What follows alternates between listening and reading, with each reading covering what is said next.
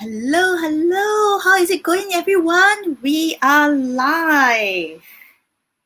Just let me check my audio. If you can hear me, type loud and clear in the chat box. Hello, how is it going? Right. It seems like the audio is working fine. Great. Good evening, everyone. My name is Eunice. I'm an entrepreneur, speaker, and trainer. Welcome to our Facebook page and YouTube channel on Daily People Skills. Right, let us know where you watching this from. Are you watching this from Singapore or outside Singapore, right? And if you're watching from overseas, let us know which part of the world are you watching from and what time zone is it over there and how is it going at your place? Is it still under lockdown or you still need to work from home or you back to normal now? Then, as if you are watching this in Singapore, are you watching like while having your dinner, or have you had your dinner? And what are you doing? Just let us know. Let us know in the comments box at any time that you want, right? And if you have any questions along the way, just type in the question box in the comments box. We'll answer as many as possible. Right. Once again, welcome to our weekly Facebook Live sessions where we share our experiences when dealing with people and the mistakes we made, and of course, many of the hot tips and solutions we use in our daily lives. Now, many people think that people skills is just about EQ, communication skills, and leadership skills. But people skills go much, much beyond that. At the bottom line, it is about who you really, really are.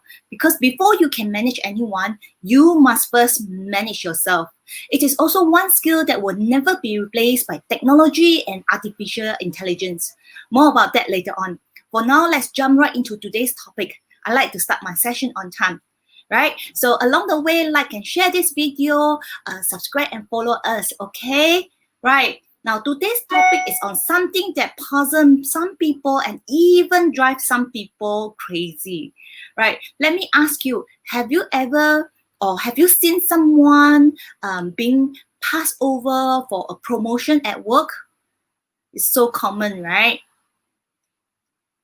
And have you ever or have you seen someone missing that deal that could have given you the breakthrough, even though you might be the most qualified person? Don't even know where have you gone wrong. Now, in this session, I'm going to share with you the 5 factors that excellent achievers have in common without fake flattery or being a hypocrite. Okay, so let's get started for today. Right. Let me share my screen. Yeah, it's on now. Now, first thing first, right? Let's talk about competence skills first, right? I am sharing this video, I'm sharing these 5 factors later on as we progress on the basis that all of you have certain amount of competence level. Now, competency skills must be there. You must have your product knowledge, you must have your experience knowledge, whatever it is that you are doing, you need to have that competency, right? And it's always improvement, it's keep improving, it's an ongoing improvement process, and just keep going to be the better self and to beat the last year's version of yourself, right? That's what we always advocate, to be 1% better than yesterday. Now, I'm assuming that everybody has a certain level of competency. Yes, okay. And if you don't have, if you just started, and you will gain some experience along the way. So this is what you have to do. Now, I'm going to talk outside these competency skills, right? And I don't like to delay, so let's get right into it. Now, the first and foremost, the number 1 factor is that you have to be a problem solver. Now, those high achiever, right? Those people who get a promotion or who get a deal, right? They are a problem solver. They are not just someone who do or what he has been told. For example, when I tell you something, when I tell someone something, or do this, and then the person just do it, but they don't understand what is the objective or outcome that is supposed to be achieved, and they don't know where do they fit into the big picture of the whole jigsaw puzzle. So first and foremost, right, you must be very clear in the objective and outcome of the problem that you are being engaged to solve, right? Now, a problem solver is also not someone who just complicate things and create more problems and leave things hanging. A problem solver also does not drag things unnecessarily, right? Then what is a problem solver? A problem solver is a completor, right? Okay, I know there's no such term, but I coined that up, right? Meaning they get the tasks completed and achieve the objectives and outcome. They are proactive in their work, in getting the task completed and getting things done. So for example, they will follow up. They will find alternatives. Now, when they do something, they call somebody and the person say, oh, I'll call you back next week or tomorrow. I'll let you know tomorrow. Now, to come tomorrow and nothing happens, right? What do you do? Right? Most people, right? They will just wait for the other person to come to call back. And when your superior, when your boss call you, right? Then I said, what happened? So, oh, the other side didn't call me back. No, you're supposed to follow up. If they don't call you, you can call them back, right? This is the difference between a mediocre person and a high achiever. Now, another example of a problem solver is to find alternatives as well. Now, very often, this world is not an ideal world. It's not a perfect world. Ideally, we plan for something and things happen according to what we want, according to the way we want. But sometimes it doesn't happen that way. And very often, it doesn't happen that way. So what do you do when you hit a wall and you cannot proceed any further? What do you do? Now, most of the people, the mediocre people, will just sit there and say, oh, this ingredient is not available. This supplier is no longer around, or this supplier is closed for renovation for 2 days, so we have to, just wait for them to come back. No, a problem solver, right, will find alternatives to get the things done on time according to the deadline, right? They don't just sit around and like a sitting duck and just wait for things to happen. They make things happen. Right, so that's a very prominent characteristics of a problem solver. Now, another characteristics of a problem solver is that they focus on results and not being right. Now, very often when we deal with people, it's very common to say that, sometimes we don't go into agreement all the time. My mentor taught me this, right? When two persons are in agreement and they are always saying yes all the time, one of them is redundant. Seriously, yeah, because what, both of you are the same. Then what's the point of the other, right? One of you will be enough, right? So there will always be a so-called disagreement or different perspective. I prefer to look at it that way. And you know what? Appreciate that different perspective, because that one will complement your blind spot. We are not perfect. We will have our blind spot. And many of my videos cover on that part. We also have the other side, when we have a different person to complement us, right? They show us a different perspective as well. Right, that is another form of blind spot as well. So a problem solver, right, will focus on the results and not being right, because honestly, in this world, very few things are absolutely right or absolutely wrong. Right, it's just pros and cons and what outcomes you want to achieve. Whether you do this is the most effective and efficient way, or whether you do this, right, is it going to cause damage in the non-monetary way, in the qualitative way? Because maybe this method is not the most effective, not most efficient, but it will preserve the reputation of the company or your business or yourself. Right, so maybe you will go for this method, even though it may not be the fastest method, right? So you focus on the result and not being right. So there will be differences, and what you need to do is that you need to appreciate you need to just focus on the results and not being right, because being right is really a form of ego, right? And for those of you who have been in personal development, right? Ego will just cause cause a lot of problem, and it's overrated, right? I used to be an egoistic person. My ego is so high, it cannot damage my ego. But now, over the years, I've learned, right, the ego doesn't really serve me. Okay, very, very seldom it serves me, but most of the time it doesn't. Right.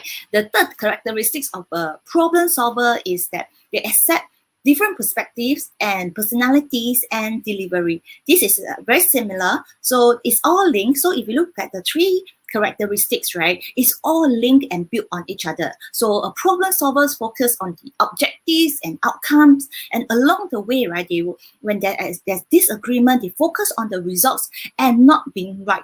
Right, I'm right. I want to be right, and I insist on my way.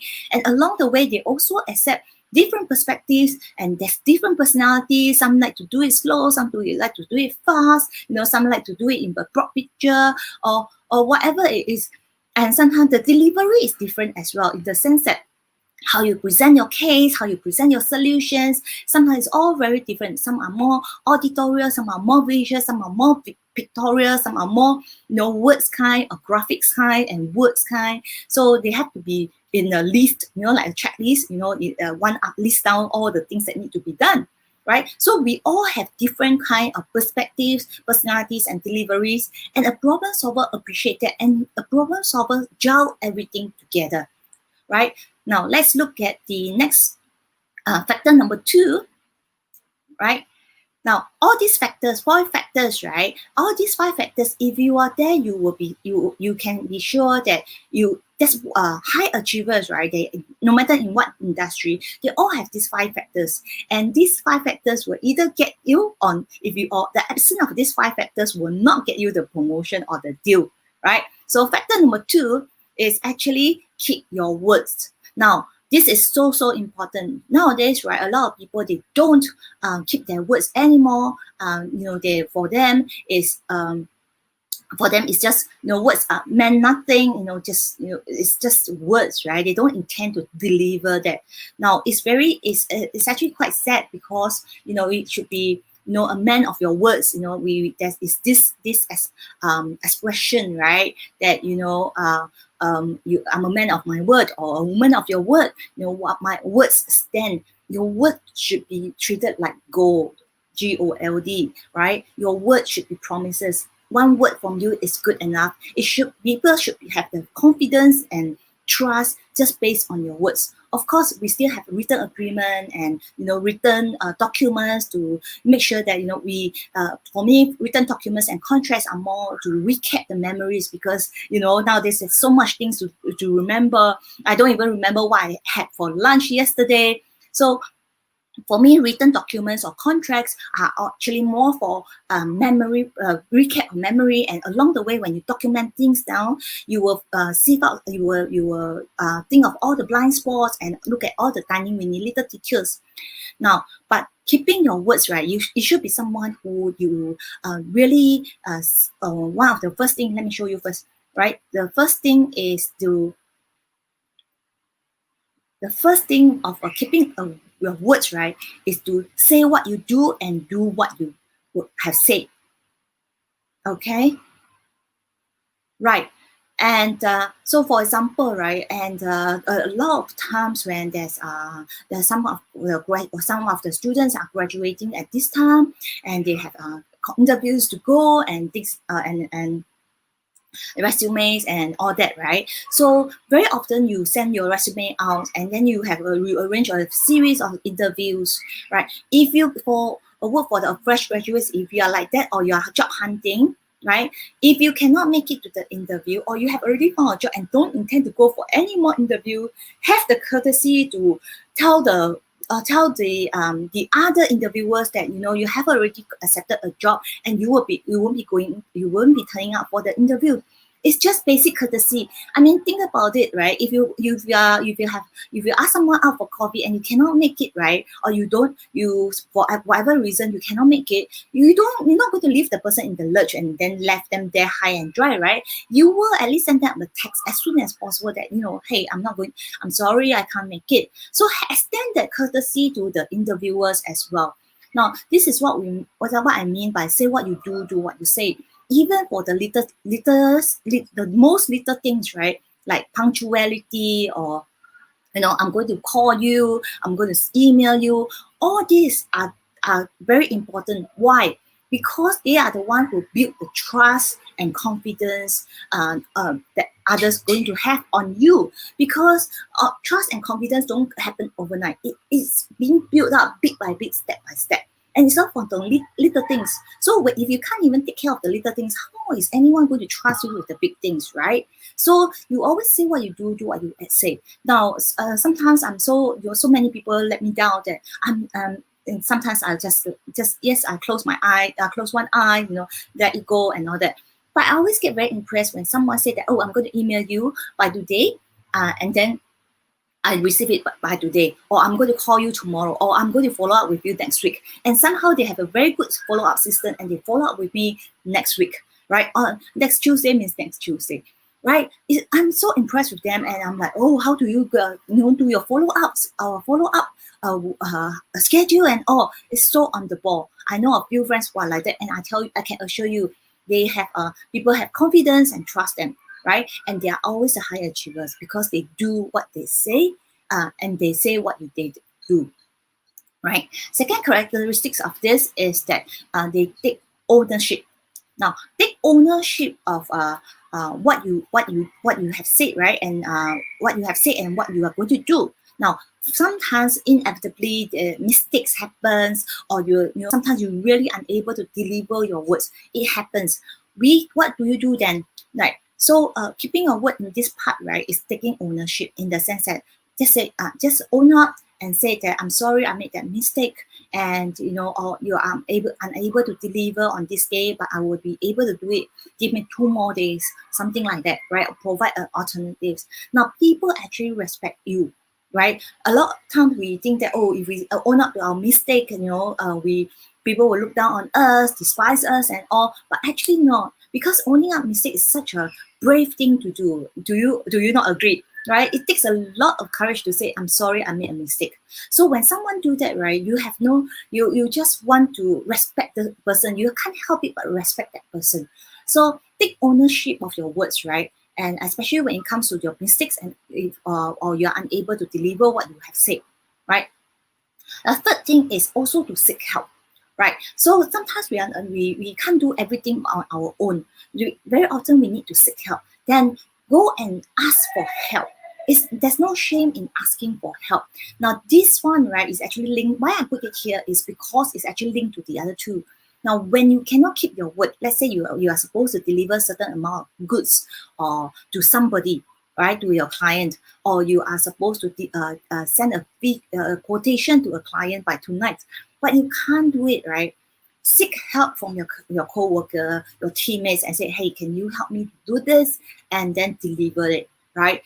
There's no shame in that. Now, some people, what happens is that when they are unable to do it, they don't seek help, right? And they come up with excuse, and they couldn't deliver what they promised to the other side. And later on, when they cannot deliver, which is point number 2, right? They don't own up, but instead they find excuses, right? So seek help, and in order to be able to keep your words. There's no shame in that, right? Now, factor number 3. Let's see. Okay, is to display the leadership skills, and you need to do that even before the promotion or the deal. Let me explain why, right? Okay, so in terms of if you are an employee looking for that promotion, one of the things that my HR associates and clients or friends in that are in HR industry, when they are looking at promoting somebody, one of the things they look at is actually leadership skills. Now, the problem with some people is that they always say, the employee always say that, oh, when I get to that position, when I get promoted, then I will start to practice and learn leadership skills. Now, you don't wait for the promotion in order to learn that skill. You will learn that skill in order to get that promotion. Get it? Right? So whether you get the promotion, whether you get a promotion or not, you should develop some form of leadership skills, because leadership skills is transferable, is very much valuable, is much appreciated. You go anywhere, leadership skill is very is a very respectable skills, right? If you ask me, it's actually more respectable than a PhD, right? Nothing wrong with PhD. I respect you guys as well, but leadership skill is one skill that many people want to achieve, want to attain, want to learn how to acquire. Now, if you are a service provider, and why do you need leadership skills? Now, you need to lead your clients into the process, and what is it that you want them to do? What is it that you want to help them to gain clarity? So you need to have some kind of leadership skills to lead them to get to to the destination that they want to arrive. Right? Some people, they don't know what they want. So some people, they know what they want, but they don't know how to get it. So you need to be in charge in a certain way to lead them, right, to the destination that they want to achieve. Now, so one of the characteristics is this, right, for leadership skills, right? There are many characteristics. You will notice the factors, the 5 factors I'm explained here, right? I mentioned some characteristics. Now, I mentioned the main 3 mostly, right? And there are 101 characteristics and traits, but I want to focus on just the main 3 that I think if you can achieve it, the rest you can build on it later on, right? If you can't even handle 3, no point sharing 30 with you. Right, that's to me, that's how I'm progressing. Now, for displaying of leadership skills, I think the number 1 thing is to really take personal responsibility. Now, when things go wrong, instead of lay blame or justify why you cannot do it and all, a true leader, he actually take responsibility and say that, yeah, it's my responsibility, things to work out. It doesn't mean it's your fault, right? I have another video about taking personal responsibility and being responsible. Now, taking personal responsibility doesn't mean that it's your fault per se, but you are saying that, yes, I am saying that it's partly I didn't make it happen. That's all it is, right?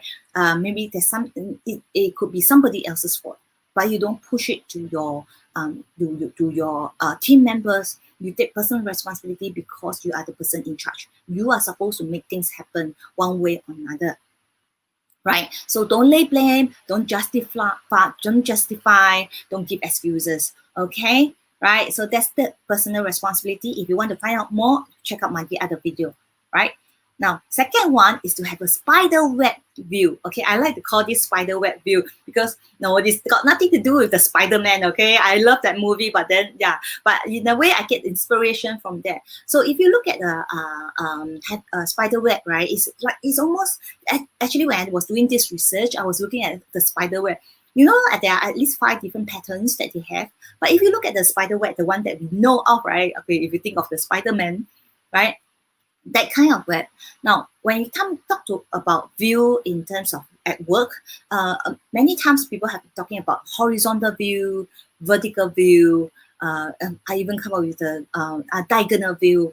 Now, I call this spider web view because it encompasses everything. You need to look at all the different perspectives. You need to look at it horizontally, vertically, diagonally, and then all-roundedly, whatever you call it. You need to have the helicopter view. You also need to have the detailed view, whatever it is. Because if you look at a spider web, it's really all-encompassed.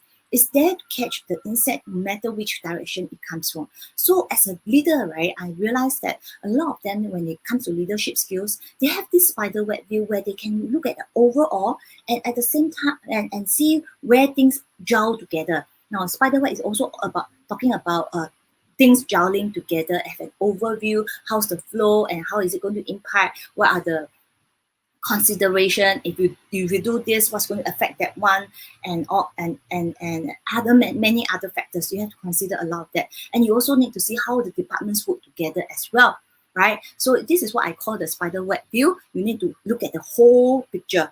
Yes, horizontally, vertically, diagonally, and everythingly, and helicopter, right? Now, the third characteristics is put the right people in the right place. Now, I think this is the most crucial thing about leadership skills, right? And you need to, because at the end of the day, you are not necessarily a leader, right? It's actually not necessary to be the one who's doing everything, but you need to know who is the right person to do the right thing, the task on hand, right? And not like, if someone who is detailed and you put them in a position where they need to look at overview, it's going to be a disaster. Or look at someone who is very task oriented and then you put them into like facing the customer and doing very customer oriented tasks, right? It's going to be a disaster as well. So you need to put the right people at the right place, right? This sounds very simple, but there's a lot of knowledge and skills to it, because it entails, right? Firstly, you need to know your people. Secondly, you need to know the task that is involved, right? And what skill set need to be is required. So that's why you can put the right people at the right place. Yes? Okay, that's about the leadership skills, a whole another very big topic on this as well, right? We have other videos on this. Factor number 4, yes, communication skills, right? Now, I'm assuming, as mentioned in the beginning, I'm assuming you already know your stuff. You are not an empty vessel, right? So the very important thing about communication skills that I learned from my mentors, right, is this: different folks, different strokes, right? And this is so important. If you cannot remember anything, because communication skills is also another very wide topic. There's so many things to remember. So I just always remind myself the underlying principle is always this: different folks, different strokes. Now you need to know when to be big picture, when to be detailed. Now, if you are reporting to a boss and the boss is a big picture person, then you don't go into too tiny, weeny details. Just highlight the main points. Unless that particular detail is very important that you know it is going to affect his decision. So you do that, right? And the other way around, I know there are some bosses that are very they are very detailed, so they feel that you need to tell them every details in that sense. Otherwise, they feel a bit uneasy. Have you missed out anything and all? Granted, some jobs really need to be you need to report all the details. Otherwise, because you can be it's the details that is going to cause a lot of problem, isn't it? Very often a machine breakdown is not because of the big thing, but because of one small screw, right? That's why they call it screw up, right? Okay, so you need to know when to do that. And also sometimes when you are dealing with your clients, same thing. Some clients that I have dealt with, they are the big picture kind. So when I do that, when I do my presentation to them, when I do my analysis with them, and I do the business analysis, I will tell them the main picture. But if I notice that they get a little bit uncomfortable in the sense that they still feel unease, I will go a little bit details, right? And you can start to see that their body language start to feel that they are more comfortable, they feel more confidence in me now. They know that I know what I'm talking about. Right, so I know these are the people who needs a bit more details. And if you don't know when to be big picture, when to be detailed, and you do the other way around, right, that's where you get things wrong, right? And people who are big picture, you tell them details, they will be like, oh, can you don't be so long-winded? And then those who are detailed and you tell them big picture, is like, are you sure you have looked at everything? That's where all the conflicts happens. So someone who can high achiever, right, they know when to do that. They are very good in this area. Now, also, another thing is also to know, okay, right? So this is the when to be big picture and when to be detailed. Second thing that you need to know is to know to both macro management and micromanagement. And again, you need to know when and you need to know how, right? So sometimes you need to macro manage because the project is so much, right? And you should be managing your second tier leaders, for example, the next level of leaders, instead of managing all the entry level people, right? But sometimes you also need to know when to micromanage. There are times when, especially if let's say yours is an SME or you have a one-man show or your operation is very small, for example, for those business owner, you deal very directly with all the entry level people, right? Staff, right? So you might need to go micromanage. This is one mistake I made. Because when I'm so used to dealing with management people or self-motivated people, so I tend to tell them my end results and these are the main things I want. These are the things I definitely don't want. And in between is my gray areas where, just let me know and then we see how it goes, right? But when I first got a very entry-level admin staff, right, and I did the same thing. And then the results was like, oh, it was haywire, it was such a mess. And because this person, right, need to be more micromanaged, they need me to go into the micro or the tiny details on, on what to do and how to do. Right. So it also depends on the person that you are talking to as well, because the person the recipient, sometimes they they don't want to be micromanaged. They prefer to be macro managed. And you go micro on them, you are breathing down their neck. So how many of you have heard my boss breathe down my neck? Right? It's because they are micromanaging you, right? When you are a macro person. Now, on the other hand, when someone who needs to be micromanaged and yet you don't do that, you macromanage, then that's where things go haywire, things go collapse, and things don't get done, right? That was the mistake I made, remember? Right? So you need to know both macromanage and micromanage. Don't choose, okay? Do both. right? The next characteristic is actually to know how to be both task and people oriented. Now, this is very, very important, okay? Now, task oriented, right? And a lot of people, they either fall into one extreme or the other extreme. Some people are extremely task oriented. Now, they are just they're just about the outcomes, the process, and all, right? They don't really care what kind of damage they cause along the way, right? We all know somebody like that. Okay, somebody, oh, this is going to cause a customer may not be happy about it. Oh, oh, this colleague is not going to have happy about it. Oh, that department is not going to be happy about it. And the extreme task-oriented people is like, no, I don't care. I don't really care. Okay, maybe they don't put it out so obvious, but they, you can tell, okay, they don't really care, right? They just want to get the things done. Now, on the other hand, you have people-oriented people, right? And they are so people-oriented that they become people pleaser. Like, oh, we need to get all these people happy. Oh, this person is now just quarrel with the dog, and then the pet just died, and then we need to be more compassionate with them and all. Now we understand, right? Sometimes people go through bad times and all, but you cannot go to the extreme to the extent that it affects the progress of the work or the task that needs to be done. Because not forgetting, it's not just one person. You need to look at the whole picture. Remember macro and big picture.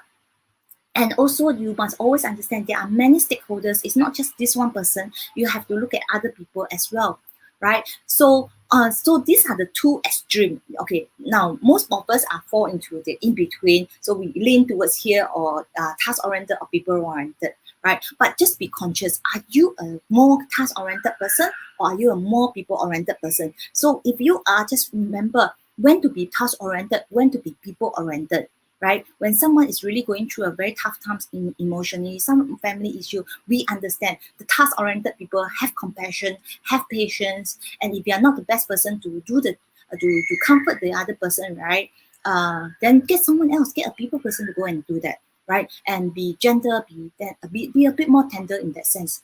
Whereas for people-oriented person, right, I know you want to make everybody happy, but sometimes not at the extent of missing the deadline, because you also owe a duty to your customer. You also owe a duty to the company, right? So you need to be conscious about that, right? Okay, now let's look at factor number 5. Right, don't go quite yet, because at the end I'll share something that is quite that will blow your mind. That is something you need to really take note of. Right, now number 5 is to be a person that is with a spirit of excellence. Now my dad always teach me this, right? Since young, he always teach me this: when someone pays you $1, okay, and you give them value of $2 or even $3. Now, spirit of excellence should always be there, whether you are going for that. Don't just do it for that promotion or that deal. No matter, even if you are not interested in the promotion, right? You should do your job with a spirit of excellence. And one of the things is this: when someone pays you $1, give them value of $2 or even $3, right? And I know of some fresh graduates who are just starting out, right? And I always tell them, and or whoever, not just fresh grad, anybody, I will tell them, if the company is paying $3,000, give them the $4,000 worth of value. Why? Because when you work out your yearly salary, it will work out to be a lot more than $3,000. Because in Singapore, to start with, we have our CPF. Do you know your employer has to pay extra 17% as of now, extra 17% of your salary into your CPF account? For our overseas friends, CPF is like is a special fund, okay, and that we put it in and we can use it to buy our first property usually, right? Now, so if you're being paid $3,000, the company has to pay extra 17%. Now, $3,000 1 year is 36,000, right? With another 17%, with your annual leave, which is at least 14 days. Some of you have more than that. You have 21 days.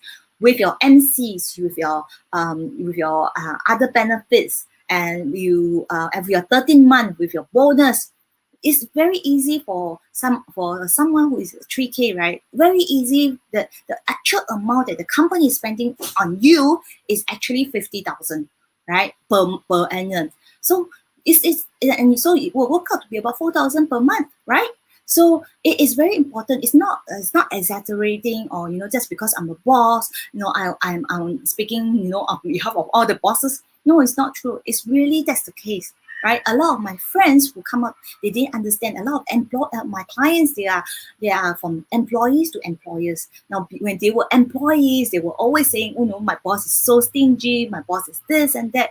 But when they become an employer, they realize that they have actually misunderstood their bosses, and they are actually doing what their bosses are doing also in that sense, right? Even they swear that they won't do it, but they did it anyway, and they realize how much is they really cost to the company, right? So so a spirit of excellence person, right? They don't just say that, oh, you pay me $1, I give you $1 worth of work. No, don't do that, right? You do more than that. And you go the extra mile. You see how you can tidy up the loose end. You see how you can compete. Remember, the very first point is problem solver. You don't just say, oh, you ask me to do for example, you ask me to do data entry, key in all this information. Don't just key in, but also understand.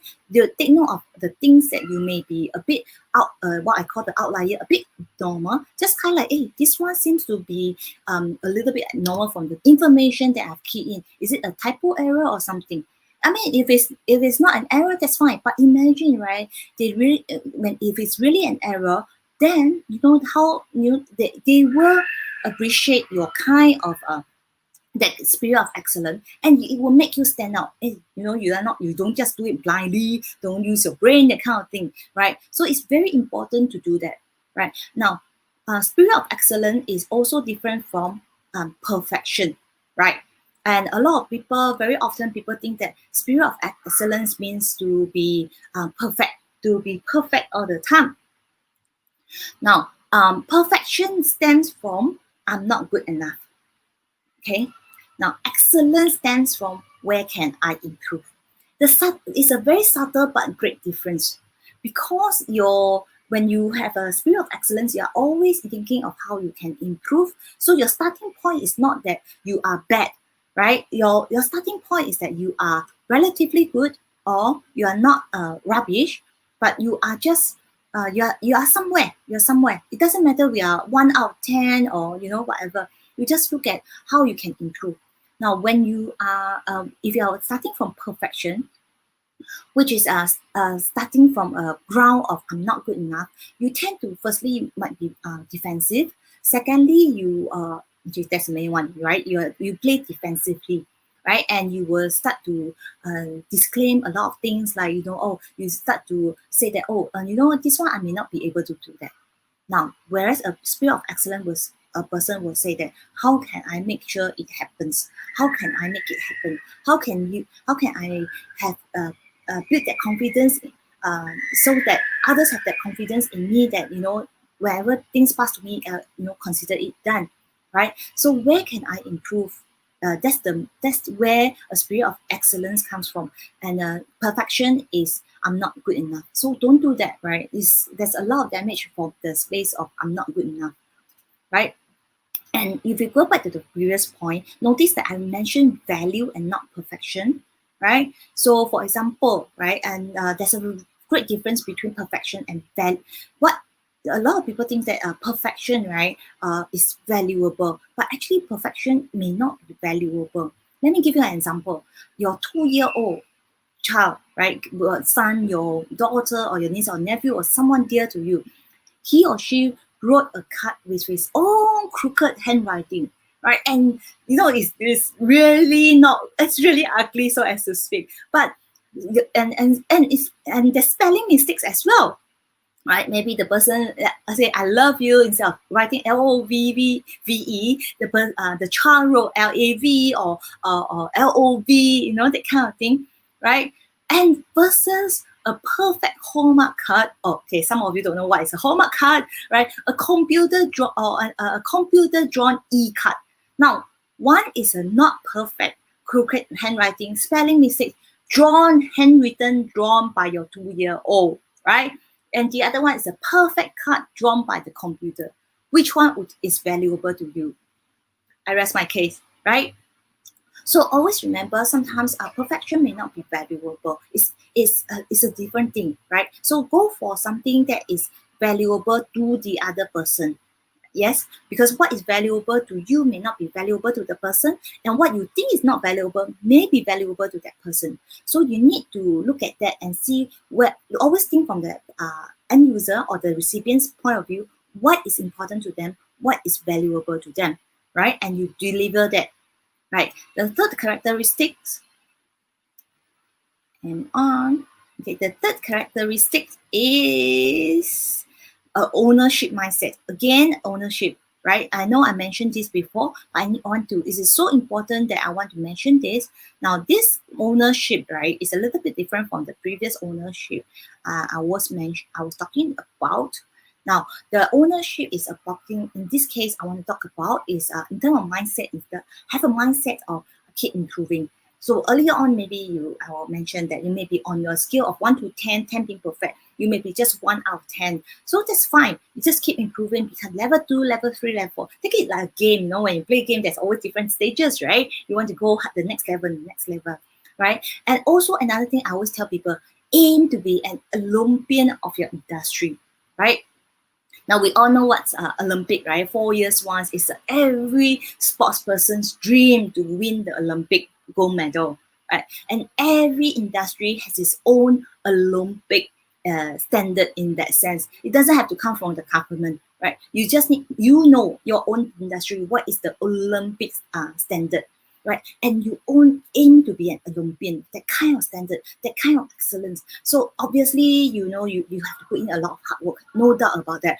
One of the Olympic sports I love to watch is the synchronized swimming, especially the Russian team, right? You have, anybody who, you don't have to be a swimmer to appreciate that kind of beauty and the kind of discipline that goes behind the scene, whereby, and the kind of hard work. I mean, swimming is hard enough to hold your breath under the water and to have that kind of synchronized, and you can't even talk under the water, right? I don't know how they do it. I love watching them. Right? So, and I can tell you, a lot of people love watching that team and that sport itself as well. And many of them are not even swimmers, right? So aim to be an Olympian of your industry. Ask yourself, how can you be the Olympian, right? Okay, right. So here you go, the 5 factors that will get you or not get you that promotion or deal that you so desire. Now, if you notice, right, these 5 factors relate more to a person's character than a person's competency level. Notice, right? And that is the secret sauce of a successful person. Focus on developing your character and not just technical skills. I actually have put up a special poster here. I don't know if you can see. See, it's character. Right, it says here, people are like tea bags. You have to put them into hot water before you can know how strong they are. So that is a very special thing about character of a person. Build your character, right? And I'm not saying that technical skills. I'm not saying your competency is not important. They are absolutely important. That is why I begin this session with the assumption that you are competent in your work. And I end off with always aim to be the Olympian of your industry. Now, but to get that promotion, to get that deal, you need to stand out. And the thing that's going to make you stand out from the crowd is your character.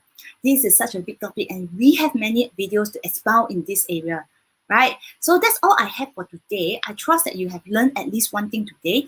And if you internalize what we have shared here today, you will be one step closer to your destination, whatever that destination is yours, right? Many people have asked me, why am I speaking and doing a training on the topic on people skills, right? It's because people skills is a very practical and important skill set. I would say it's a life-saving skill set. I know many of you are concerned about being replaced by technology and artificial intelligence.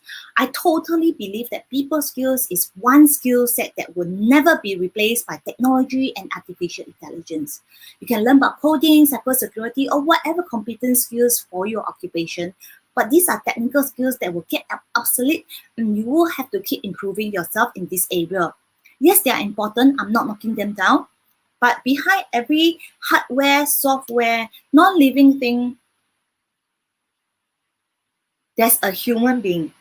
This is what keeps me going because I know behind every camera, there is one person watching, learning, and needing this message. It doesn't matter. It doesn't matter what business or what industries are you in. You are always dealing with people. Furthermore, let's face it, we are all social animals. We crave for the company of other people. This pandemic has shown us more so than ever. With all this safe distancing, not able to gather with your family and friends, it has shown us that even with the best technology, it cannot replace the company of each other. So you might as well start learning how to deal with people. And the first person to start with is with yourself, right? So if you do you have a question about people skills, about how to deal with somebody, or do you have a recurring problem in your work life and or your business, how to deal with your staff, right? You can put in the comments box and we will answer as much as possible. And if you're shy, you can send us a private message and we'll sure do our best to answer that question. Now, so hit the like and share button, subscribe and follow us, right? And follow us in this journey of improving yourself. See you in our next video. Bye.